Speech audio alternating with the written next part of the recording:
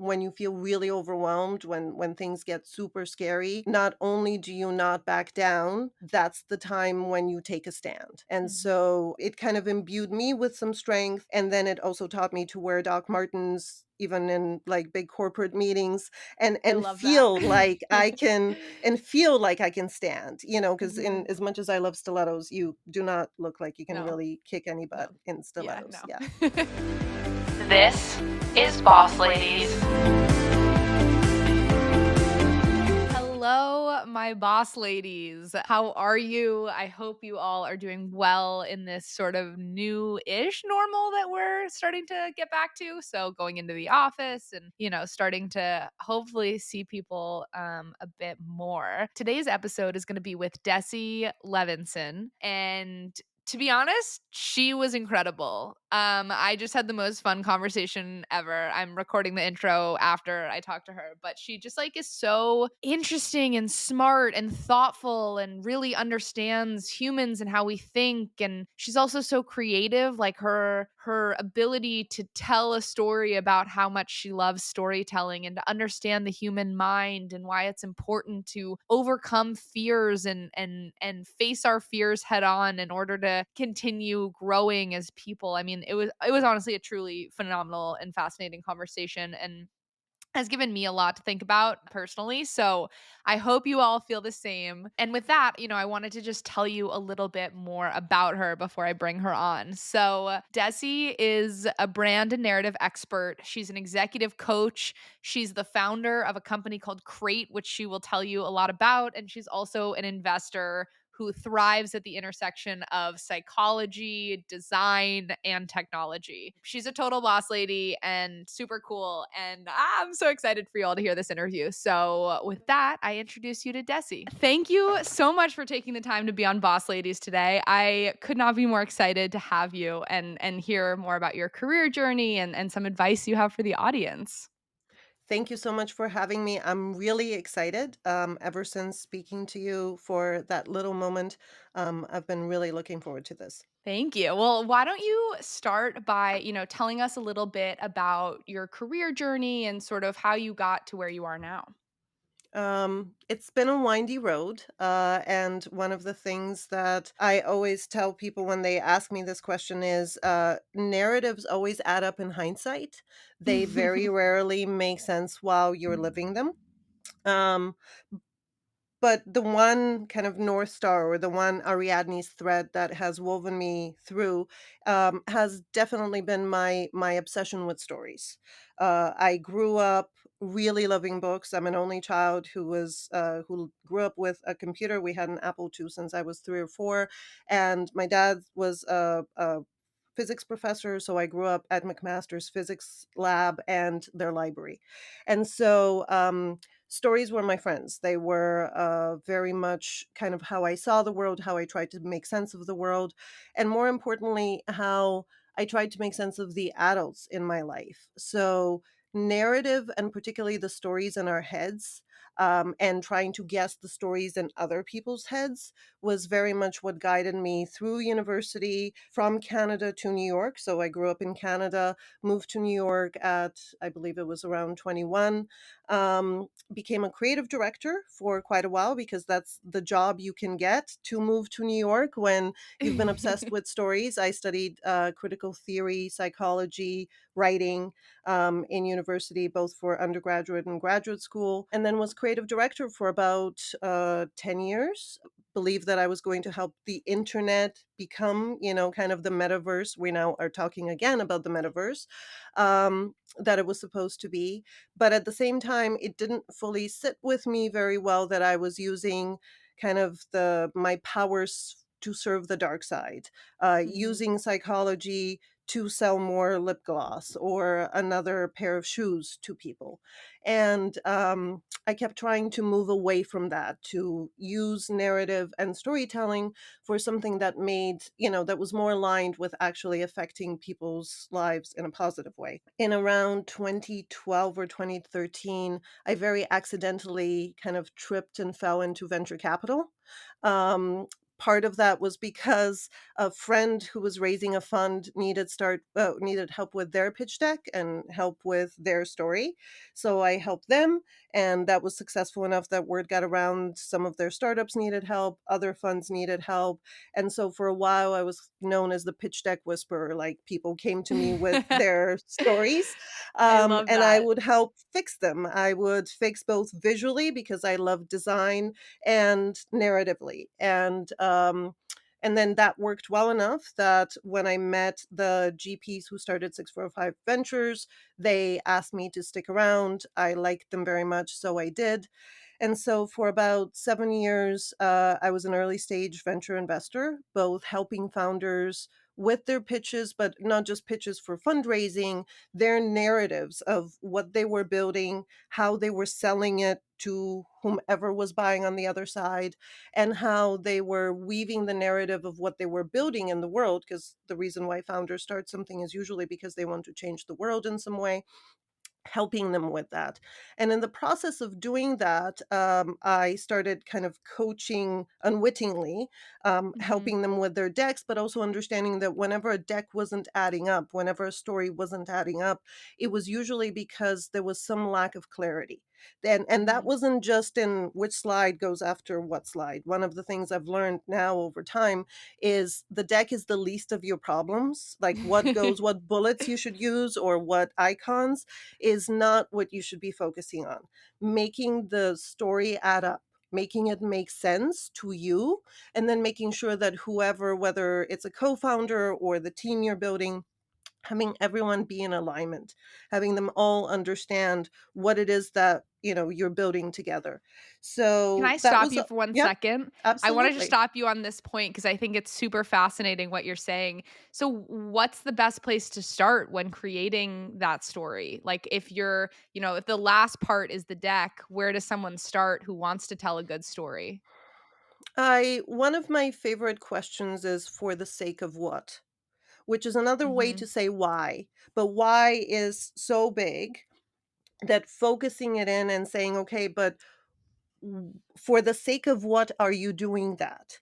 You Mhm. have, whether it's switching a job, whether it's making a life or career choice, whether it's building a product.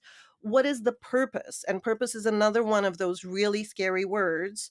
But asking, what, for the sake of what are you doing this? What is the purpose of this next thing, this next step? And starting to prod that. And sometimes people get kind of uncomfortable with this, because it becomes, well, it's obvious this needs to exist, or we want to grow a unicorn, a decacorn, name it, basically the we want to be rich. Mhm. But usually there's something more than that. And so Mhm. aligning on that clarity, both internal and external, and then writing it down. And these days when I coach, especially founders, I Mhm. I actually push them to write me down multiple paragraphs, because writing has this way of crystallizing thought and or exposing that you don't really know what it is, and you can't hide in sentences and in words. And I think that's one of the things that decks do. Should I continue? Did that answer your Yeah, yeah, question yeah. No, that sufficiently? was perfect. I just wanted to hone in on that because I think it's such an important point. And as you're telling your story, I was like, okay, we need to understand like storytelling and why it's so critical. So yeah, you're doing venture capital. How did you get over to Crate and starting Crate? Um, so one of the things that was happening at the time, if you're a woman in venture, everyone's pitching you mostly lipstick. I mean, and direct to consumer products.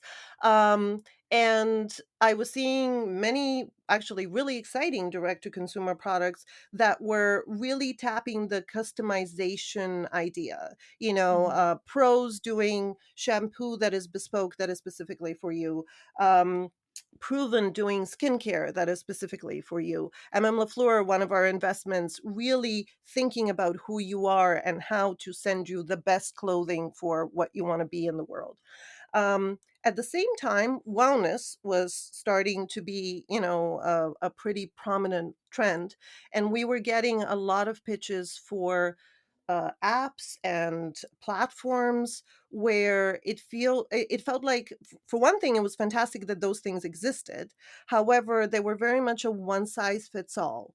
And so I started thinking, how come I can get bespoke vitamins and bespoke hair Mhm. care, etc., but there's like what happens in my head, human psychology is somehow supposed to be a one size fits all.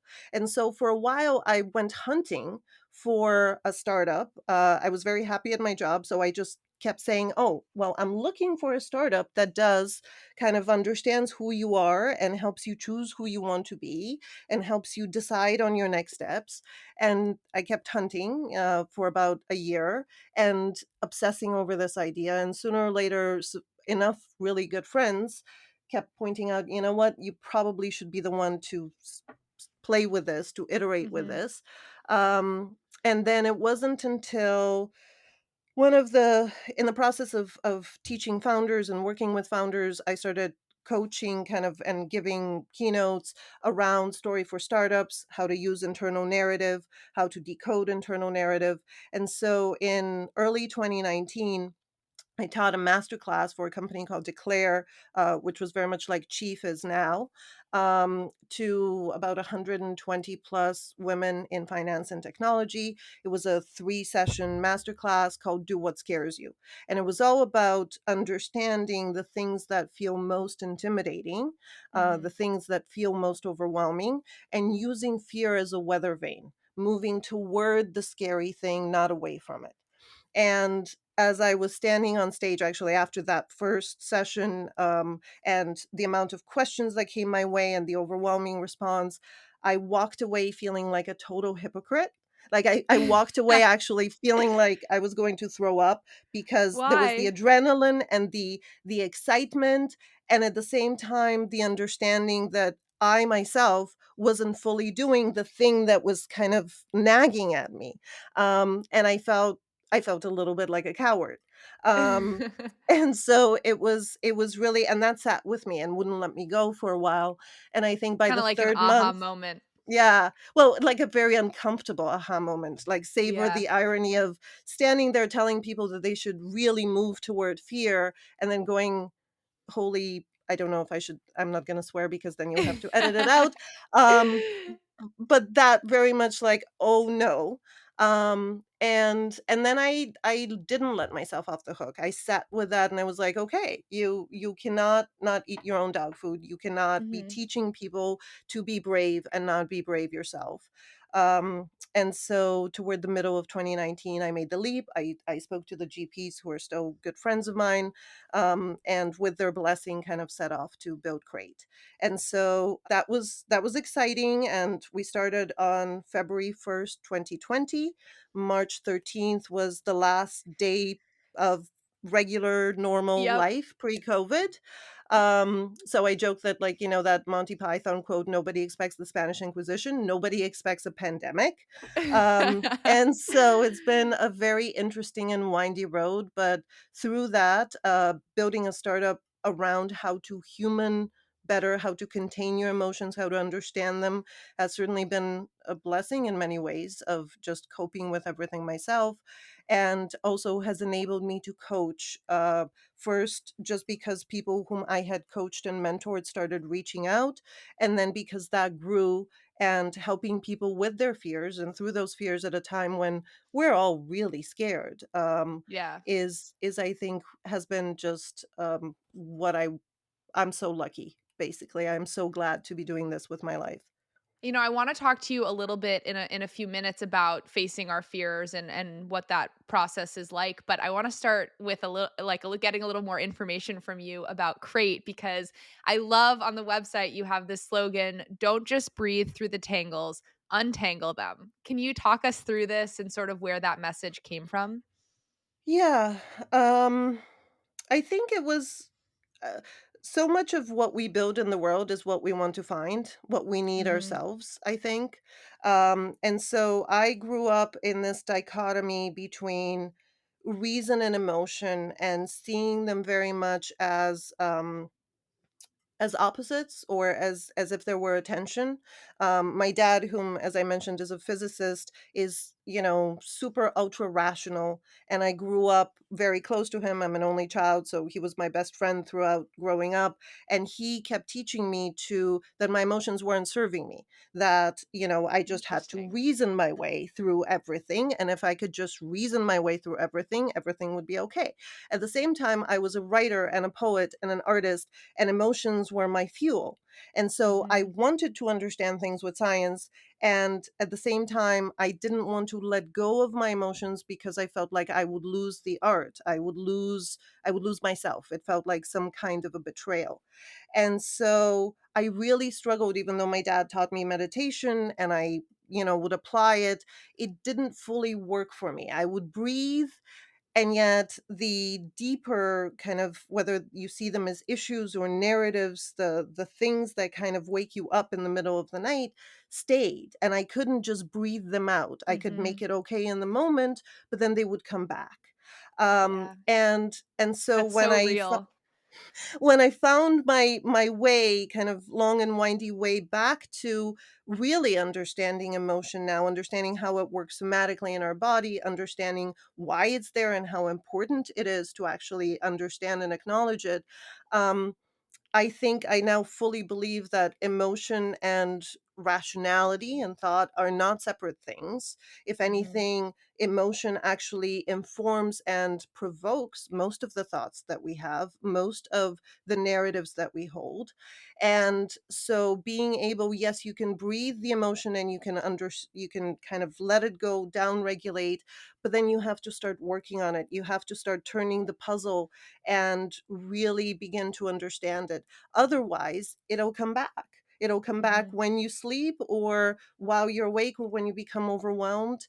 And I think it is really not just important. I think this is how we grow. And the resistance that we often experience around those emotions is exactly that same weather vane pushing us to, like, there's work to be done here. You're not Yeah. finished. Yeah, absolutely. So, I loved hearing a little bit more about your background, your story, and one of the things you had told me is that when you were growing up, you watched a lot of Buffy the Vampire Slayer and that taught you a lot about your career. Can you share more about that and also the lessons that you learned from that? Um Yes. So Buffy is certainly kind of the what would Buffy do is something that carried me all through my 30s, I think. Um I grew up I grew up loving, when I was a kid, I loved Pippi Longstocking, and Captain Nemo from 20,000 Leagues Under the Sea. I grew up loving people who were somehow, who saw the world a little bit differently, because I Mhm. think I could really relate to that. I was an immigrant in Canada. I was born in Sofia, and we moved to Canada when Sofia, Bulgaria. Not everyone knows where that is. When I was quite young, and yet I was just kind of the weird, overly analytical kid with lots of books. And so finding narratives again of individuals who felt stymied by the world in some way, and Mhm. yet did not cower to that. That did not shrink back, but because of the situation, or because no one else stepped up, they had to Mhm. go save the world from apocalypses the way that Buffy does, or save their friends, or do the amazing thing.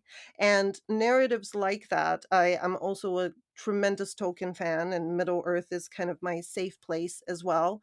The idea that individuals who seem quite normal can find within themselves resources they didn't know they had, and that those resources can be unlocked relationally by those who rally around them. So the idea Mhm. of found family, particularly probably because I was, just it was me and my two parents, and I didn't have a large family. The idea of a found family, the kinds of people who don't abandon you, the kinds of people who go on quests with you, or who fight monsters with you, became extremely important. So back to your question of how has that served me at work, I think the reality is that I never thought of work versus life. I Mhm. thought of life and how I do big important things in it. And to me that was always how I help humans human better, how I help them with the stories in their heads, how I can relate to them, what pain it can relieve, what puzzles it can solve, and what pain it can relieve. Um so and the other part was teaching me that when you feel really overwhelmed, when things get super scary, not only do you not back down, that's the time when you take a stand. And Mhm. so I developed this it kind of imbued me with some strength, and then it also taught me to wear Doc Martens even in like big corporate meetings, and I and love that. feel like I can and feel like I can stand, because in Mhm. as much as I love stilettos, you do not look like you can No, really kick any no. butt in Yeah, stilettos. no. Yeah. Um, I like the Doc Martens better too. That sounds yeah. great. Yeah, no, I think that's amazing. And is Buffy the Vampire Slayer, is that where you found this passion for storytelling? Like, was that the first captivating No. story for you? No, no. The first the first captivating story for me was probably 20,000 Leagues Under the Sea.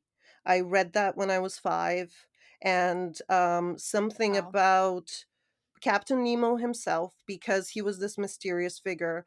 Also, the science of like being deep, deep in the under the surface of the ocean, having all these mysteries to uncover.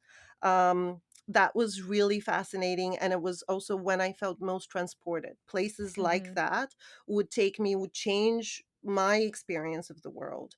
Um, the second one that was really formative was that I read Dracula when I was 8.5, which, I questioned the judgment. I mean, my parents just exposed me to all books, which I I loved, like, love there was that. nothing forbidden, but, Yeah. I read Dracula and became so excited with the depth and the darkness, Mhm. that pulled me further into storytelling. And then it was just characters, and the fact that, I mean, if whenever people ask me what's the superpower you most wish you had, it's always telepathy. I always want to know what other people were thinking, and I mean, I'm building an app to know what other people were thinking, and coaching and so on. But yeah, that has been any narrative that helps you understand what happens in other people's heads. Yeah, and then actually Ulysses, I was just telling my daughter about James Joyce, and Ulysses Mhm. is some of the first experimentation of internal narratives, which I encountered in university. And at the time, I didn't know what, default mode network was, or how internal chatter goes. So it took Mhm. time to make sense of Ulysses. But yeah. I love that. I love how passionate you are about storytelling and how incorporated or how many stories you've incorporated in telling your story. I think it's so amazing. So, I want to dive in more to this idea that we should do what scares us and Mhm. why even if something scares us, you think we should do it anyway. So, can you elaborate on that? You've touched on it a few times so far. Yeah, I think I mean the reality is we've evolved as a species to be safe. Mhm. Those of us who and we live in this tension between the desire to venture out of the proverbial cave, if you will, and gather berries and find a mate and be out into the world, Mhm. and the desire to not get eaten. And and those two are in constant tension. um the those of us I mean, our predecessors who survived are the ones who erred on the side of not getting eaten, and Mhm. who did the safer thing. So all of us, even to this day, will prioritize fear over pretty much everything else, because ultimately that's how we've survived. Understanding that fear is here to serve us is really important, because it's not about burying it or denying it. It's about feeling it, which can be quite Mhm. uncomfortable, but recognizing, okay, this is actually feeling not so good in my body right now, and then being able to open up space and choose what to do next. One of my favorite quotes is Viktor Frankl's, between stimulus and response, there is a space, and in that space is our choice, is our choosing, essentially. Um, I think it's really vital for us to become, and this is what mindfulness in general keeps trying to teach us, is to notice what is happening through our nervous system and then open up space in order to make the next decision, in order to act rather than react. Mhm. And so, going back to fear, when we feel the fear, the next question to ask is this a fear that is trying to protect me? Is this a fear that is regularly serving me because, don't stand on the ledge of a tall building, in which case Mhm. very legitimate, by all means move back. Or, when there's a pandemic, is the fear of going outside a fear I should overcome? Well, not necessarily. Not if there's, if you're truly unsafe. Um, at the same time, understanding that a fear that saved you before may not be serving you the next day. If you're fully vaccinated, then maybe, staying at home Mhm. and not leaving is not the right thing. And so beginning to kind of explore, is this a fear that's serving me, or is this a fear that I can overcome in order to grow. And Mhm. the way that I distinguish between the two is to really notice within your body whether you can entertain the counterfactual, whether you can entertain the opposite of, of whatever you're trying not to do. So Mhm. if I'm afraid about standing at the edge of a tall building, and at the same time, I can think about what it would be like, and if there were glass, maybe I can go up to it and actually look over because I know that I'm safe. Generally, that's a protective fear. On the other Mhm. hand, if it is something where I can't even think about doing, like, I can't even hold the narrative of doing that thing, or it makes me so uncomfortable I wanna jump out of my skin, then usually that's a very good compass, that's a very good indicator that there's work to be done there, that that is Mhm. exactly what you should be doing, at least in your head. By all means, don't just jump into it, but you should start exploring it. And ideally, you should start exploring it with someone else, whether that's a loved one, a friend, a coach, a therapist, someone who can hold space and downregulate with you, because we're such relational creatures that sometimes we need to borrow each other's Mhm. calm. In order to then explore, what would it be like? What would it take for me to be the kind of person who can give up? I get asked about public speaking a lot. What would it take for me to give a talk? Or what would it take for me to quit my job and start a company? All of those things. Do you think it gets easier the more you face your fears, or does it just continue to always be that same type of feeling and challenge? I think it does get easier. It doesn't get easy, meaning Mhm. you still feel fear. Um, you just know where to put it. You know what to do with Mhm. it. And I think very much of emotions, I picture them in my head like little kids pulling out my sleeve trying to say something to me. And so I've learned to very much pay attention to, like, kind of squat down and go, "Oh, you're here. Thank you. What message do you have?" And then you can choose you can choose whether or not you take them on the journey with you, or whether you can say, "Thank you very much for trying to protect me, but right now we're good, we're safe." Because so Mhm. many of the things we hold have served us when we were little, have protected us, are there in ourselves and in our narratives for a reason, but we're not necessarily 5 or 8 or 12 or 20 Mhm. anymore. And so who we are now is, often, at least to this audience, an adult with significantly better capabilities, bigger Doc Martens, more friends and people around us, and we are stronger. And being able to Yeah. acknowledge that and shift our narratives, that you don't have to be afraid because you are strong. You have good weapons. Yeah, and I love that. I mean, this advice I think works in so many aspects of your life, right? Whether it's love, friendship, sports, whatever that thing is that you're afraid of. I think that this is amazing advice. I'm curious, like how you rationalize fear when maybe there's other emotions also, like you said, maybe tugging in your head. Like, is there a way that you have to think about all your emotions, or is it really just fear that's the one that's sort of worth, I don't know, pushing on. I think, at least the way that I tend to see, our emotions tend to be in buckets, but Mhm. the driving emotions are not the narratives of fear or happiness or sadness or so on. They are the feeling, the sensory feeling of constriction, shrinking Mhm. away, which is some form of aversion. Like something is coming to get me, I'm going to shrink back, Mhm. and some form of open-hearted expansion, Mhm. moving toward the world, moving to interact and be in relationship with the world, other humans, etc. Mhm. um, I think fear is a good kind of big umbrella term, but fear often manifests, turns into sadness or anger for different people. I've even Mhm. seen so much as a gender divide. Most women don't fully know how to feel anger, so we turn sad or we shrink away and Yep. then feel down. Um, and then a lot of men, and especially I've noticed this with male coaching clients, CEO types, like type A's, they don't even acknowledge that they're feeling fear. To them it gets expressed as anger. They immediately go into the on the Interesting. offensive, because the moment they feel threatened they have to lash back.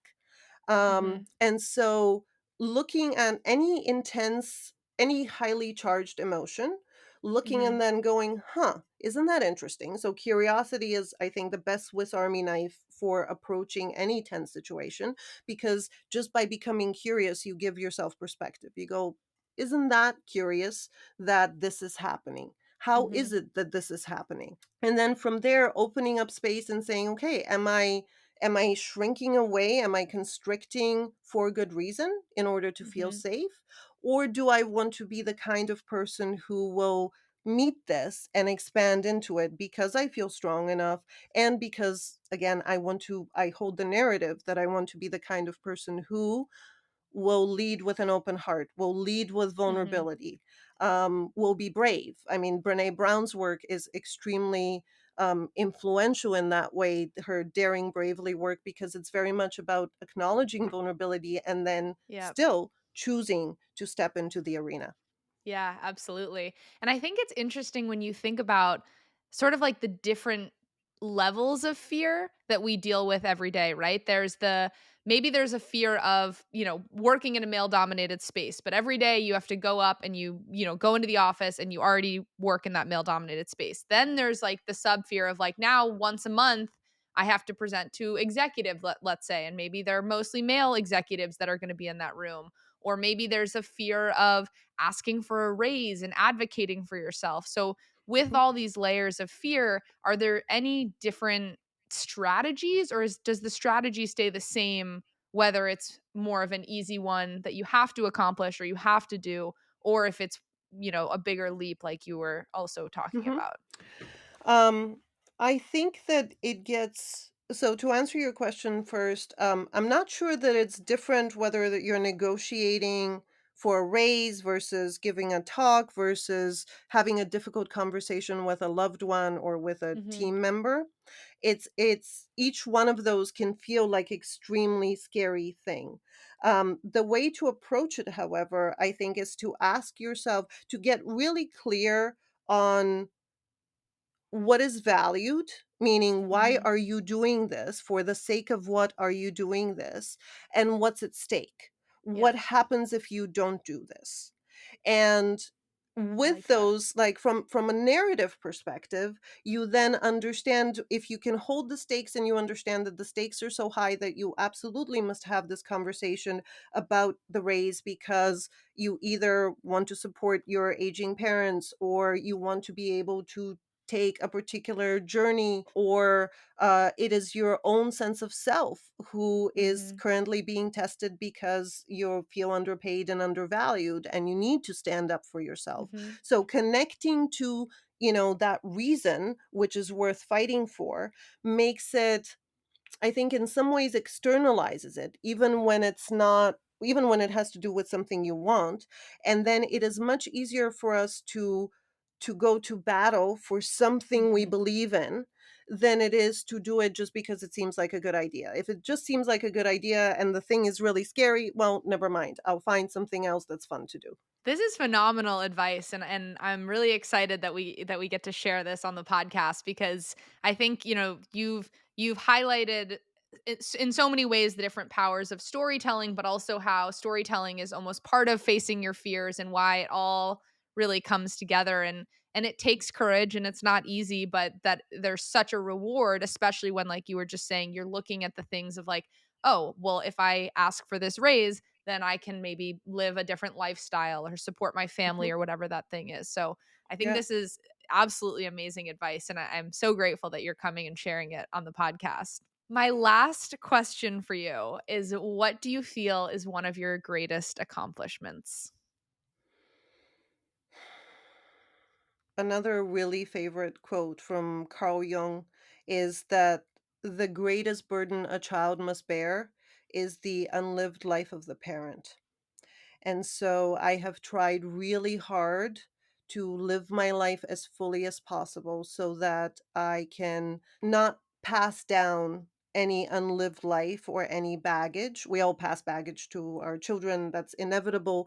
But I've Mhm. tried really hard to be the kind of parent who is a guardian and a mentor, but who does not force the humans who came into my life to become something that I need to finish. And I think that that's really important in life for us Mhm. to all push ourselves, whether it's for our children or through for other humans and in other relationships, because we so very often, when we're not brave, Mhm. try to work out our complexes, our dynamics relationally through others. And that can Yeah. happen in a loving relationship. It can happen when we lead teams. It can happen with friends to some extent. And it definitely very much happens with children. And so I think we have this really deep responsibility, both to ourselves, but very much to those around us, to pass as little baggage, you Mhm. know, forward and to others. The I think I often say to the kids that pain is like a hot potato. Nobody wants to be holding it, so people keep throwing it at each other. I think it's really important to resolve our own internal discomfort as best as we Mhm. can, and or to be as open about it as we can, so that we are not throwing it at others consciously or unconsciously. Um, so I think that that ability to be a mindful parent is probably up there. And then hopefully just helping others and inspiring them, and not just inspiring them, but being there to hold space and be with them as they deal with their own fears. Because we're all scared out of our minds at least half the time, probably more than that. And understanding, normalizing that, and also showing bravery while being Mhm. afraid is really important, because there's this misapprehension that people who act bravely are just fearless somehow. I think Neil Gaiman says, being brave does not mean not being afraid. It means being really, really scared and Mhm. doing the thing anyway. So, like, pushing yourself to do that is, I think, something we need. And I mean, right now in the world, actually more than ever, yeah. That was such a beautiful answer, and I'm so grateful for you coming on the show. Thank you so much for taking the time to be on Boss Ladies. Thank you so much, and thank you to your audience, to the people who are all the people who identify as boss ladies, as who are trying to really push forward into the world, because we absolutely need to do that, not just for ourselves, but again, for each other and with each other. Thanks for tuning into this week's episode of Boss Ladies. Check back next week for a new episode. Visit us at www.bossladiespodcast.com for more information about the show, or follow us at Boss Ladies Podcast on Instagram. Rate, like, and follow the show on all of your favorite podcast platforms. Each other and with each other.